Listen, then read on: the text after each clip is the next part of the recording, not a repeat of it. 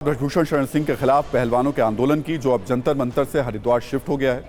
यौन शोषण के आरोपों में घिरे ब्रजभूषण शरण सिंह पर कार्रवाई की मांग को लेकर बजरंग पुनिया, साक्षी मलिक और विनेश फोगाट करीब 1 महीने तक जंतर मंतर पर धरने पे बैठे हुए थे।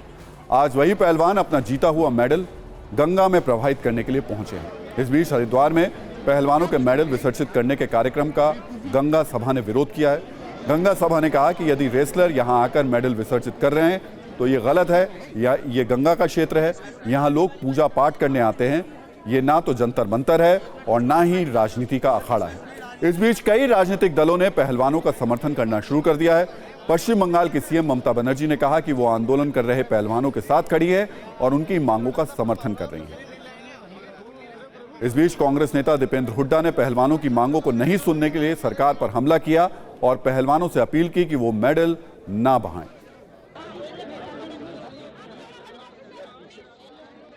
ये हर की पौड़ी ब्रह्मकुंड क्षेत्र, यह पूजा पाठ, हमारे दान पुण्य और हमारे यहाँ अस्थि विसर्जन का क्षेत्र है। ये हर की पौड़ी जो है ये सनातनियों की भावना का क्षेत्र है। तो सनातनियों की भावना को ध्यान में रखते हुए हमारे खिलाड़ी भाइयों को अपने आंदोलन का हिस्सा हर की पौड़ी क्षेत्र को नहीं बनाना चाहिए, क्योंकि ये राजनीतिक क्षेत्र नहीं है, ये धार्मिक क्षेत्र है। यहाँ पर कोई भी धार्मिक कृत्य करें उनका स्वागत है, अभिनंदन है। वो हर की पौड़ी की आरती में आए, सम्मिलित हो, पूजा पाठ करें तो हम उनका अभिनंदन करेंगे। लेकिन वो इस प्रकार के यदि कृत्य करते हैं तो हम उनका विरोध करते हैं। खिलाड़ी इस पे पूर्ण विचार करें। आमरण अनशन का भी जो उन्होंने जो घोषणा करी है उस पे भी वो पूर्ण विचार करें। देशवासी आज हमारी बेटियों के हम साथ हैं। हम जब तक उनको न्याय नहीं मिलेगा हम उनका साथ देंगे। हम इस लड़ाई में पूरा देश उनका साथ देगा। और ये सरकार जो बहरी सरकार, एक असंवेदनशील सरकार, उस सरकार को हम चेताना चाहते हैं। ये वही देश है जिस देश में एक नारी के अपमान के बाद महाभारत जैसे युद्ध को जो है देश ने देखा था। ये देशवासियों के सब्र की परीक्षा ना ले सरकार।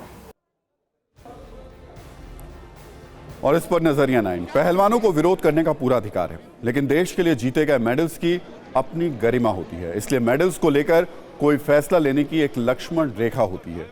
उस लक्ष्मण रेखा को पार करना अपमानजनक हो जाता है। इस खबर पर नजरिया 9 यही है कि देश के लिए जीते गए मेडल्स को गंगा में बहाना थोड़ा ज्यादा हो गया। वो तिरंगा, वो राष्ट्रगान की धुन, वो देशभक्ति की भावना, इस सब को बहाया नहीं जा सकता है। पहलवानों को विरोध का कोई और तरीका सोचना चाहिए था। वहीं सरकार को भी चाहिए कि इस विवाद का समाधान जल्द से जल्द हो जाए। और इस सब के बीच में देखिए एक बड़ी खबर यह आई है कि तमाम पहलवान जो थे वो बिना मेडल गंगा में बहाए अब वापस लौट रहे हैं। तो ये अभी की बड़ी खबर है, क्योंकि अब से कुछ देर पहले ये तमाम पहलवान वहां पहुंचे थे, इनके हाथों में मेडल्स थे और ये कह रहे थे कि ये अपने मेडल्स गंगा में बहा देंगे। लेकिन उसके बाद अभी ये खबर आई है कि अब ये सारे पहलवान वापस लौट रहे हैं। जो इन्होंने अपना फैसला लिया था मेडल्स को गंगा में बहाने का, उसको इन्होंने टाल दिया।